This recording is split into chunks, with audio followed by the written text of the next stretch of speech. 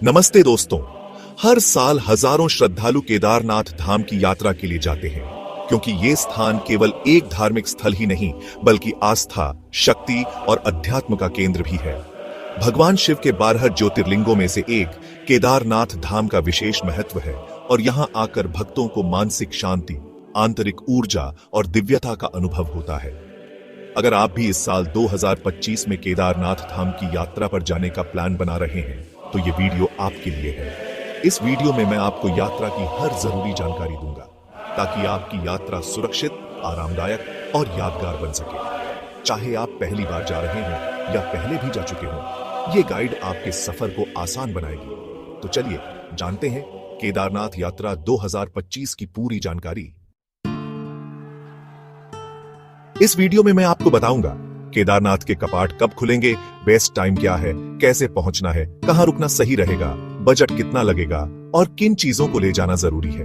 साथ ही मैं आपको कुछ अहम टिप्स भी दूंगा जो आपकी यात्रा को और आसान बना सकते हैं, जैसे कि भीड़ से बचने के लिए किन दिनों में दर्शन करना बेहतर रहेगा, ठंड के मौसम में अपने आप को कैसे सुरक्षित रखें और यात्रा के दौरान किन सावधानियों का ध्यान रखना जरूरी है।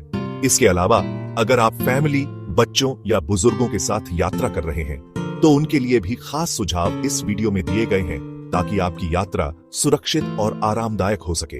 तो इस वीडियो को अंत तक जरूर देखें, क्योंकि इसमें हर वो जानकारी है जो आपकी केदारनाथ यात्रा को यादगार बनाएगी।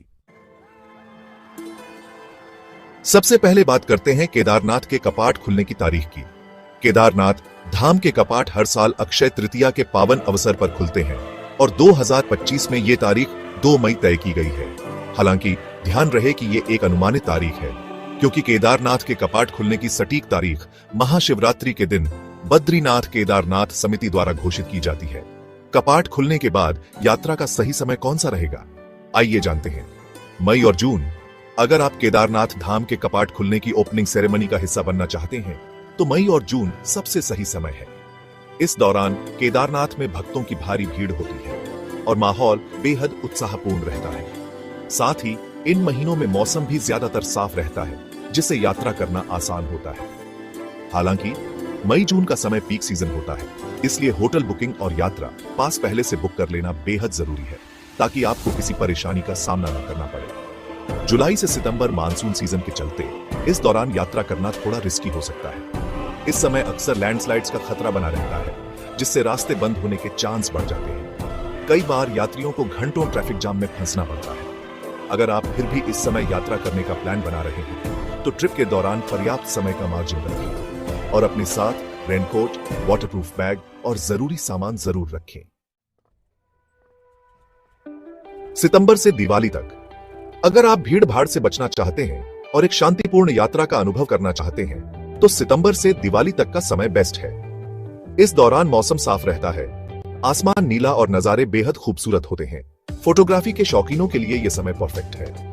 इसके अलावा रास्तों में भीड़ कम होती है, जिससे ट्रैकिंग का अनुभव ज्यादा सुहावना बन जाता है। अगर आपको केदारनाथ में स्नोफॉल देखने का शौक है तो दिवाली के समय वहां बर्फबारी के चांस काफी ज्यादा होते हैं। इस दौरान केदारनाथ धाम बर्फ की सफेद चादर में ढका रहता है, जो देखने में बेहद मनमोहक लगता है। हालांकि ठंड अधिक होने के कारण गर्म कपड़ों का विशेष ध्यान रखें और ट्रैकिंग के लिए सही तैयारी करें। यात्रा के लिए मौसम की स्थिति और रोड कंडीशन का अपडेट चेक करना न भूलें, खासकर मानसून और बर्फबारी के समय। अपनी यात्रा को सुरक्षित और आरामदायक बनाने के लिए एडवांस प्लानिंग और बुकिंग करना बेहद जरूरी है। अब बात करते हैं केदारनाथ तक पहुंचने के ऑप्शंस की, ताकि आप अपने बजट और सुविधा के हिसाब से सही ऑप्शंस चुन सकें।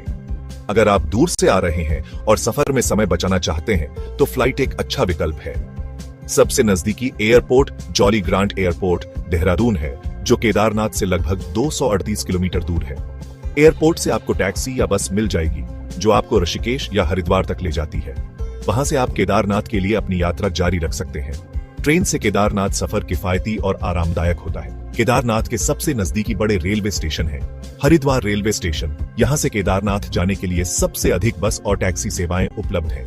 ऋषिकेश रेलवे स्टेशन, ये स्टेशन भी एक अच्छा विकल्प है, खासकर अगर आपकी ट्रेन यहाँ तक आती है। देहरादून रेलवे स्टेशन, यहाँ से भी सोनप्रयाग के लिए टैक्सी और बसें मिल जाती हैं। हरिद्वार से सोनप्रयाग तक का सफर लगभग 6 से 7 घंटे का होता है। Tempo traveller Haridwar railway station के सामने से आपको टेम्पो ट्रैवलर की सुविधा भी मिलती है। यह उन यात्रियों के लिए अच्छा विकल्प है जो ग्रुप में यात्रा कर रहे हैं या जिनका बजट थोड़ा अधिक है। सोनप्रयाग में स्टे ऑप्शंस। सोनप्रयाग में आपको GMBN के डॉर्मेट्रीज, गेस्ट हाउस या बजट होटल्स मिल जाते हैं। ऑनलाइन बुकिंग GMBN की ऑफिशियल वेबसाइट से करनी चाहिए क्योंकि पीक सीजन में डिमांड हाई होती है। अगली सुबह आप सोनप्रयाग से गौरीकुंड पहुंचिए, जो 50 रुपए में शेयरिंग बोलेरो से मिलता है। गौरीकुंड से आपको ट्रैक स्टार्ट करना होगा, जो 16 किलोमीटर का होता है। यहां आपको 20 से 30 रुपए में एक स्टिक मिल जाएगी, जो ट्रैक में काफी हेल्पफुल होती है। पहला ऑप्शन, पैदल यात्रा। ट्रैक में जो व्यूज आपको मिलते हैं, वाटरफॉल्स, वैलीज और पहाड़ी नदियां, उनका मजा ही कुछ और होता है। दूसरा ऑप्शन, हेलीकॉप्टर सर्विस। अगर आप जल्दी और कंफर्टेबल जाना चाहते हैं तो ये बेस्ट ऑप्शन है। हेलीकॉप्टर बुकिंग आपको एडवांस में कर लेनी चाहिए।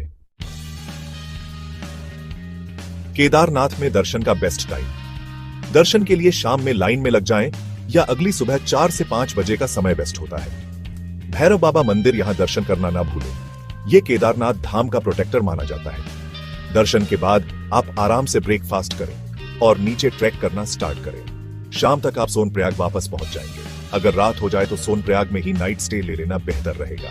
वहां से अगली सुबह हरिद्वार या ऋषिकेश वापस जा सकते हैं।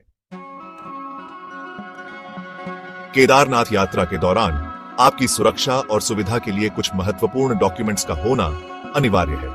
आइए जानते हैं कि कौन कौन से डॉक्यूमेंट्स आपके पास होने चाहिए और उन्हें कैसे बनवाया जा सकता है। यात्रा के लिए आपका एक सरकारी पहचान पत्र होना जरूरी है। केदारनाथ यात्रा में सबसे जरूरी डॉक्यूमेंट है यात्रा पास। इसके बिना आपको यात्रा की अनुमति नहीं मिलेगी। यात्रा पास के लिए उत्तराखंड सरकार की आधिकारिक वेबसाइट पर रजिस्ट्रेशन कर सकते हैं। ऑनलाइन बुकिंग का फायदा यह है कि आप भीड़ से बच सकते हैं और समय भी बचता है। ऑनलाइन बुकिंग के बाद यात्रा पास का प्रिंट आउट निकालकर साथ रखें। अगर आप ऑनलाइन बुकिंग नहीं कर पा रहे हैं तो हरिद्वार, ऋषिकेश और सोनप्रयाग में मौजूद यात्रा रजिस्ट्रेशन केंद्रों से ऑनलाइन रजिस्ट्रेशन करा सकते हैं। ऑनलाइन प्रक्रिया में आपको लाइन में लगना पड़ सकता है, इसलिए ऑनलाइन बुकिंग ही बेहतर विकल्प है। तो दोस्तों, ये थी केदारनाथ यात्रा 2025 की पूरी गाइड। अगर आपको ये वीडियो इंफॉर्मेटिव लगी हो तो प्लीज लाइक करें, चैनल को सब्सक्राइब करें और अपने दोस्तों और फैमिली के साथ शेयर करना ना भूलें। अगर आपके मन में कोई सवाल है या आपको किसी खास टॉपिक पर डिटेल में जानकारी चाहिए हो तो कमेंट सेक्शन में जरूर बताइए।